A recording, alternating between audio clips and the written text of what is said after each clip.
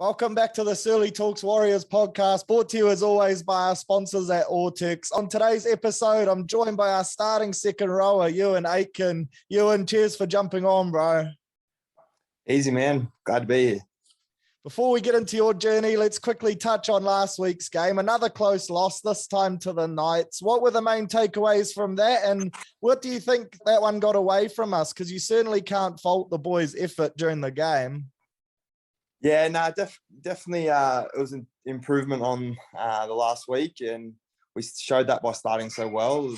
The thing that really let us down was just some costly errors and at bad times, which gave them the opposition possession on our line, and they eventually capitalised on that momentum. So we're building, we're improving, but we just got to still put the 80-minute performance together. And unfortunately, we had errors that compounded at the wrong times and unfortunately let them back in the game.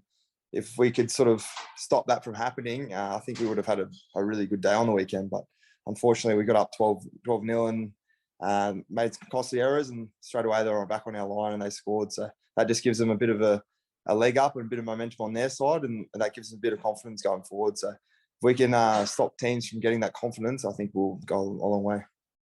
Sure, and a big game against Manly this week, who are missing their skipper due to Origin, and they're themselves looking to bounce back from a couple tough losses. So what do you think will be the keys to getting the win against Manly on Saturday night?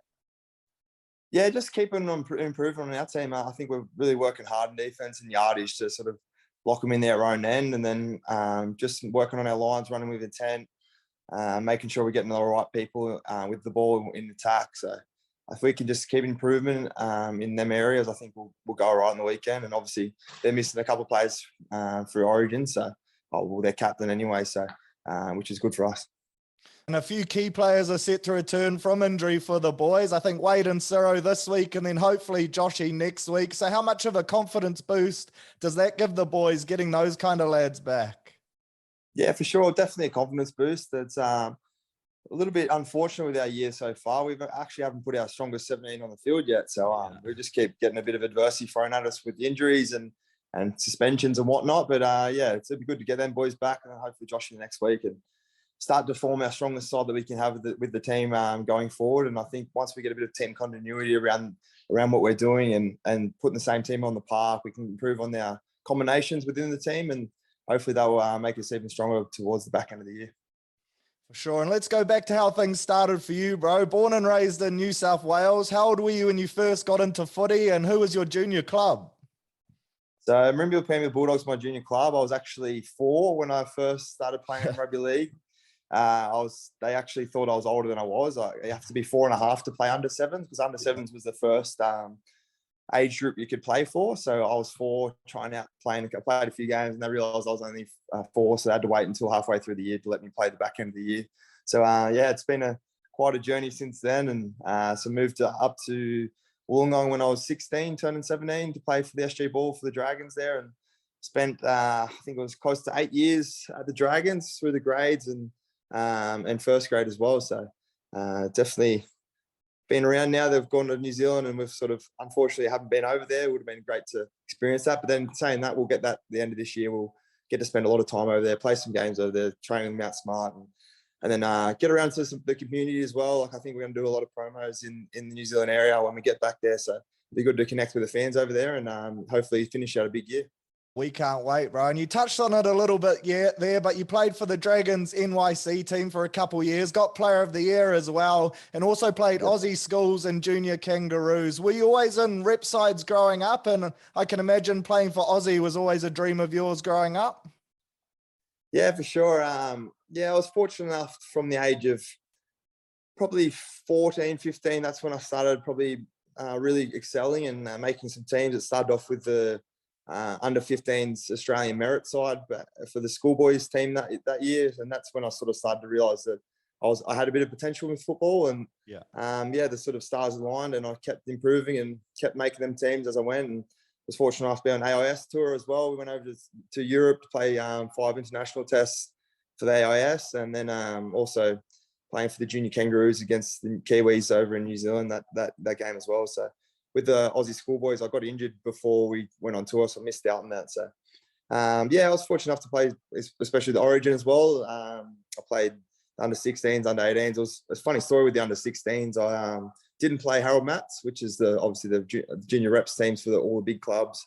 Yeah. I played country footy that year, and I was fortunate enough to get an opportunity to trial in the possibles probables for the under 16s Origin, and was selected from the country to play for that team, which is pretty unheard of. So got to play on the bench and ended up playing most of that game and getting man in the match for that one. So it was a crazy little journey that I come from the country, a small little town called Panbula in the far south coast of New South Wales, to representing the best sort of kids in our age group for New South Wales that year, and getting a really good win as well.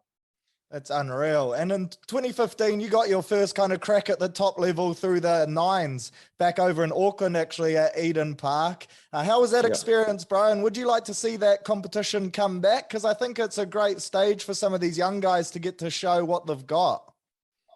Yeah, definitely a stage for the young, skillful, fast players. I think it's a good opportunity. Just get a bit of a taste, because they're only short games, and then just gives them a little bit of a standard of rugby league. Obviously, it's a different format altogether, but it is fun. It's quite a hectic day if you play a lot of the games, especially if you make finals. But I definitely think it should be part of the thing, whether it's every year or maybe every couple of years, I think.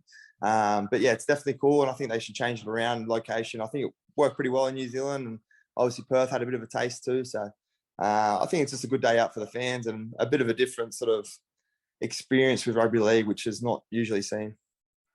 In round 3, 2015, you made your NRL debut for the Dragons against the Raiders, playing centre, got the 22-20 win as well, which is unreal. How did you find out you were going to make your debut, bro? And how special of a moment was that for you and your family? Yeah, it's pretty crazy, actually. My dad's a huge Raiders fan, and Raiders is technically the closest club to where I'm from. It's about 3 hours away. We're Wollongong's 5. So I remember going to a camp for the Raiders when I was younger, I think like maybe 13, 14, whatever, but nothing end up eventuating there. But it's probably one that sort of slipped through the cracks with them. But so it was pretty surreal playing at Canberra Stadium, because that was the ground I watched.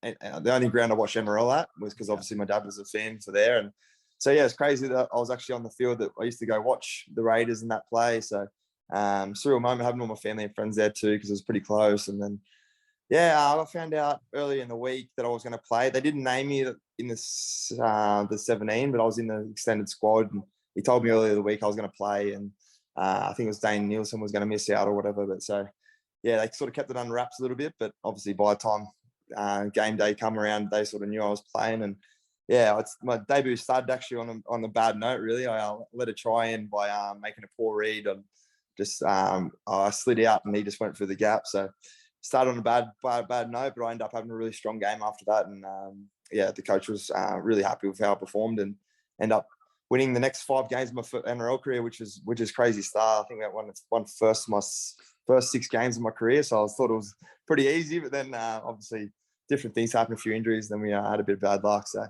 I found out that it's not always that easy with NRL. It's actually extremely hard to win games consistently. So, but yeah, it's sort of finding that at the moment with the Warriors, we're sort of up and down a little bit, and we're a bit of a rough patch. But if we just keep sticking with it and stick to the process and keep improving, I think we'll get together a few games towards the back end of the year.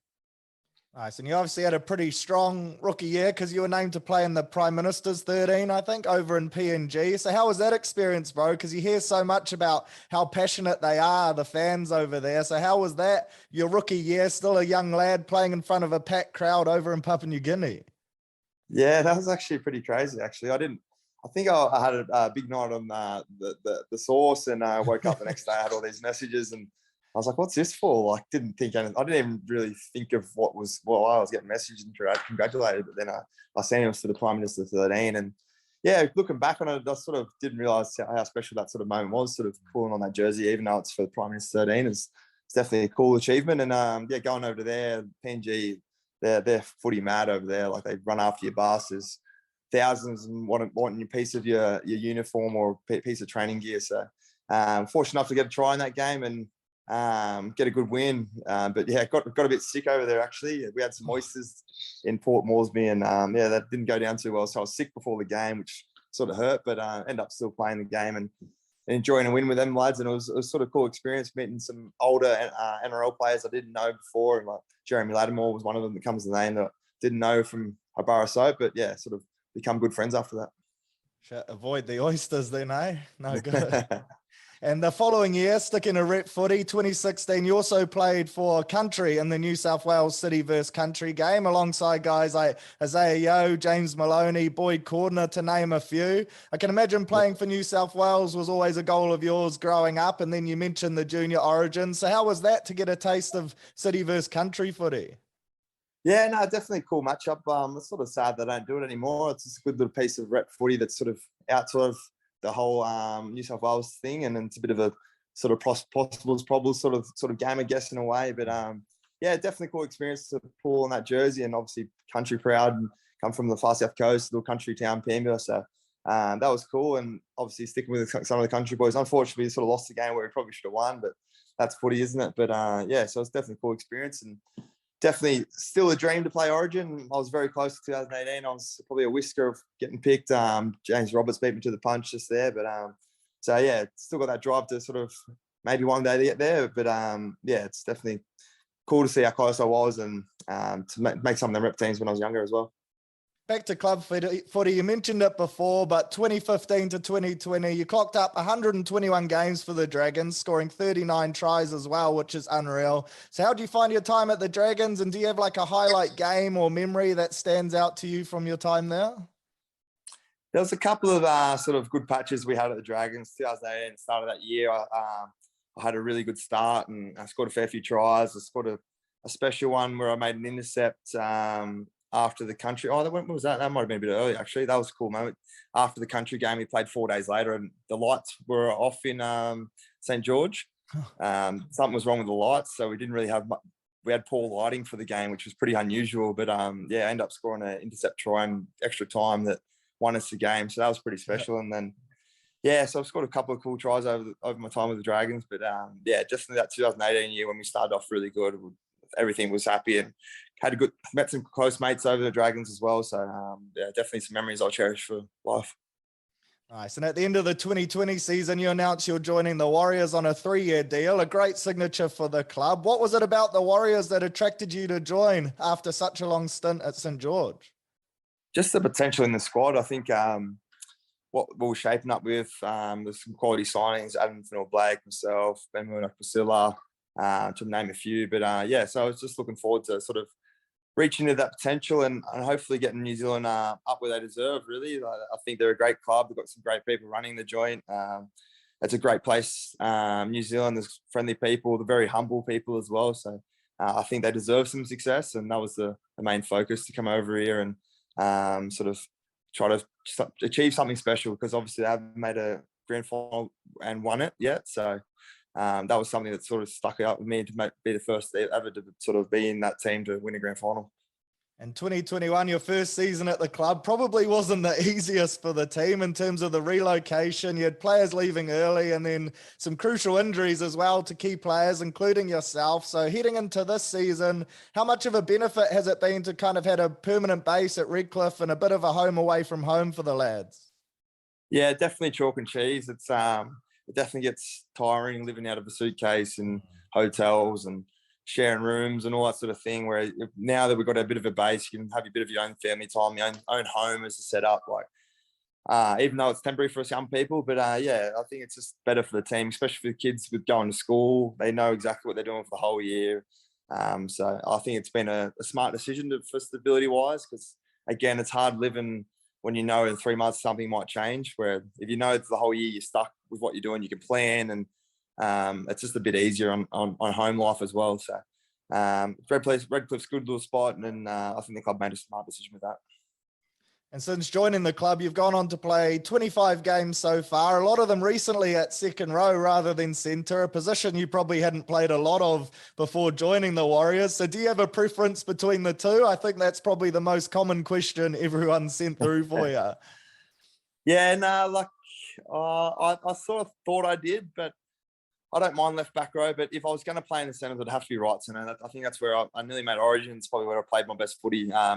So yeah, if I had to choose, it'd probably be right centre. And But in saying that, I'm playing some good football at second row, so it's always easier when you're playing good footy to stay in the same position. So I think that's why I've sort of been kept there. Me and the guys have sort of talked about it here and there about just for a bit of time this year, just having a bit of experience out in the edges, which is probably lacked. But at the same time, sometimes you need to develop them young blokes, and with that development, they'll be better for it in the future. So I think that's the way the club's gone. Whether that will change over the next few weeks or not, that's something that will is yet to be seen. But yeah, definitely wouldn't mind going out the right edge to give the team a bit more experience. You've established yourself as one of the most consistent defenders in the comp. I think at St. George, you had a 92% tackle efficiency, and at the Warriors, 94. So fair to say you don't miss many. Has defense always been something you've prided yourself on in your game? Yeah, 100%. Yeah, it's definitely something I've tried to pride myself on. I feel like I'm a good defender, good wrestler. So yeah, I don't like missing tackles. I don't think anyone does, but yeah, I really pride myself on making sure I'm effective with that sort of thing. And then obviously slowing down the ruck has definitely been something that I've tried to bring to the team at back row, obviously doing more tackles. So the better I can defend, the better it is for the team. And then I can also protect my halfback. And you touched on it a bit earlier, but you've been at the club for a couple seasons and haven't yet had the experience of playing at Mount Smart. So are you looking forward to heading over in July and being a part of that homecoming game, playing your first home game at Mount Smart in front of the Kiwi fans? Oh, I can't wait, man. It's something that's been a long time coming, and I can feel the fans need their footy fix. So definitely keen to get over there, get amongst the community first off, and then obviously get to play at Mount Smart. It's going to be a special moment for everyone in the team, and then for the club, and then for all the fans in NZ. So I think we're going to come over for at least 2 weeks before that game. So I think we'll get around to a lot of footy clubs, schools, and definitely do heaps of community events there as well. So it's going to be a special time, and hopefully we can finish off with a great win as well.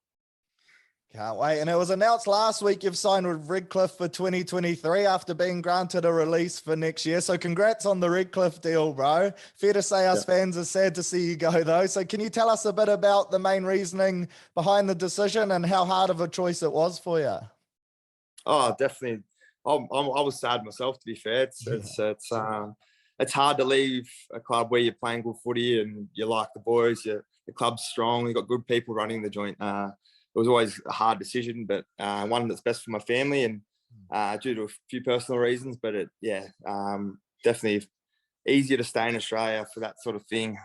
So yeah, wasn't an easy decision, but for family circumstances, it was best that we stayed over this way and continued on with life, especially when we're thinking about having kids next year, and a few other personal reasons as well. So yeah, definitely sad to leave the club, but again, we've got the whole rest of the year, and I'm going to make sure that I'll leave on a good note, and hopefully we can play some finals, and we get to go to New Zealand. I get to experience that as well. So I'm happy with my decision, but again, it was very tough to do that. It is sort of sad to leave the club.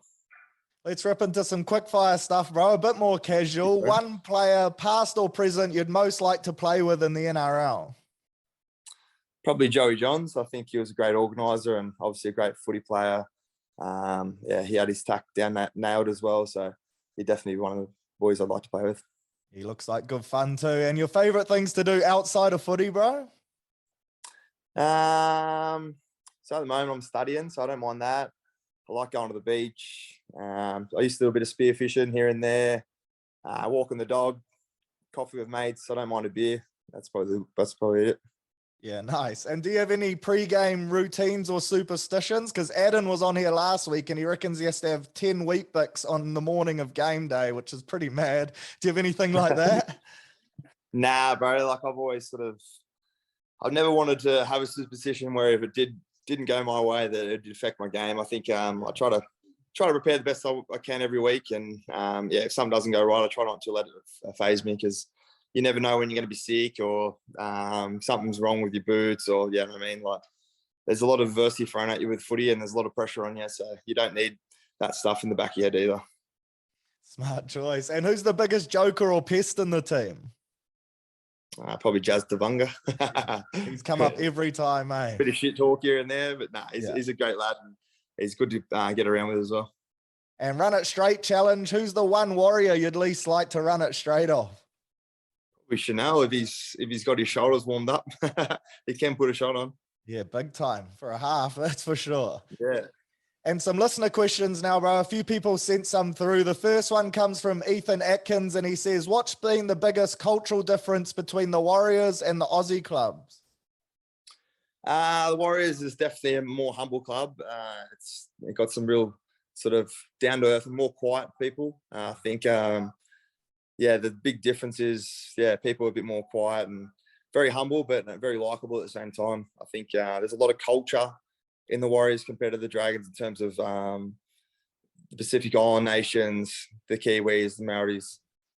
There's a lot of diverse cultures that all connect in the Warriors, which is the biggest difference, where a lot of the time there's more just Aussies in the Dragons, but obviously there's a couple other different cultures as well, but there seems to be a very diverse group of people at the Warriors. Yeah, nice. And Tom Harris says, who's least likely to shout coffee for the boys? I don't know, probably Jack Murch. Yeah, is he a bit tight? Nah, me and him are in the shout. We always shout each other. And oh, nice. He's always trying to act like it's my shout. So got to watch those guys, eh? Yeah, 100. The next one's from NRL Memes, and he says, what's the biggest adjustments you have to make for playing back row compared to centre? And also he wanted me to say that you're a gun in his fantasy team. So there you go. Thanks, bro. The biggest change is just the workload in terms of defense. A lot of the time you make 2 or 3 tackles in a set, and so it's pretty tiring in that aspect. And then obviously you got to get behind the ball. But I've sort of played 2 to help outside backs and get into some shape. So yeah, definitely the shoulders getting a workout. Next one's from Brad Leake, and he says, who's your favourite NRL players to watch when you were coming through the grades? I used to be a Doggies fan, actually, because PNG Bulldogs was my local team. So I just thought it was natural to follow the blue and whites. But, so I used to like Hazamel Masri, Luke Patton, Brent Sherwin, Andrew Ryan, Steve Price. Those are the ones I sort of grew up watching. Yeah, nice. And the last one's from Cruz Diamond, and he says, what's the biggest or best hit you've ever put on someone? Probably Ryan Pappenhausen at the last year of my Dragons in the last game of the season. I put a fair shot on him. It was probably borderline spear tackle, but it was a pretty good shot. Yeah, we'll let that go for sure. Yeah. Legend. That's all I've got, bro. So thanks for taking the time to jump on and tell us a bit about your career so far. Looking forward to watching you rip in for the rest of the season, and all the best, bro. Up the Waz. Up the Waz. Cheers, brother.